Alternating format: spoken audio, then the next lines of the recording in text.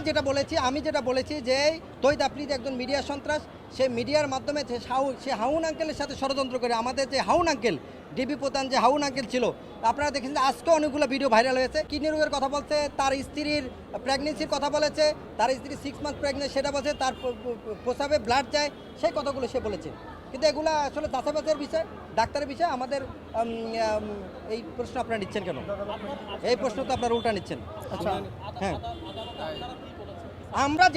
আমি যেটা বলেছি যে তৈদ আফ্রিদি একজন মিডিয়া সন্ত্রাস, সে মিডিয়ার মাধ্যমে সে হাউন আঙ্কেলের সাথে ষড়যন্ত্র করে আমাদের যে হাউন আঙ্কেল ডিবি প্রধান যে হাউন আঙ্কেল ছিল, আপনারা দেখেছেন যে আজকে অনেকগুলো ভিডিও ভাইরাল হয়েছে।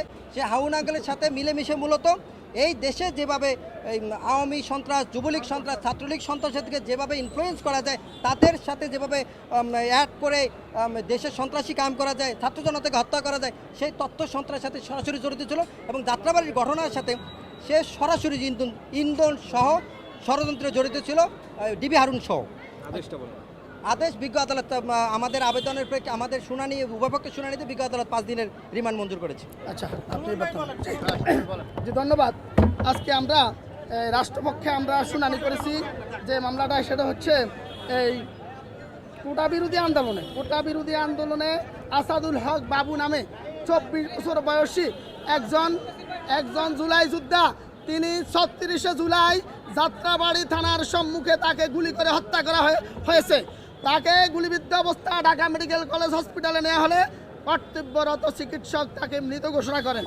এই মামলায় আজকে এজাহার নামীয় 11 নম্বর আসামিকে এই আদালতে জনাব ফারজানা বসারের আদালতে উপস্থাপন করা হয়। মাননীয় আদালত উভয় পক্ষের বক্তব্য শ্রবণান্তে এই আসামিকে 3-7 দিনের রিমান্ড প্রার্থনা করলে আসামিকে 5 দিনের রিমান্ড মঞ্জুর করেন।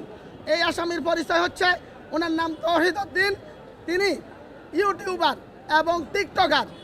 তিনি তৌহিদ আফ্রিদি নামে পরিচিত। তার বাবা এই মামলার 22 নম্বরে ঝান্ডাবীয় আসামি। 1 নম্বর আসামি শেখ হাসিনা, 2 নম্বর ওবায়দুল কাদের, 3 নম্বরে চৌধুরী আবদুল্লাহ আল মামুন সহ মোট এজাহার নামীয় 25 জন আসামি আছেন। এছাড়াও আরও 150-200 আসামি এই মামলায় সন্দেহভাজন এর তালিকায় আছেন। আমরা রাষ্ট্রপক্ষে বলেছি, মাননীয় আদালত তারা যে অ্যাফিডাভিটটা দিয়েছে আদালতে, ফৌজদারি কার্যবিধির কোনো সেকশনে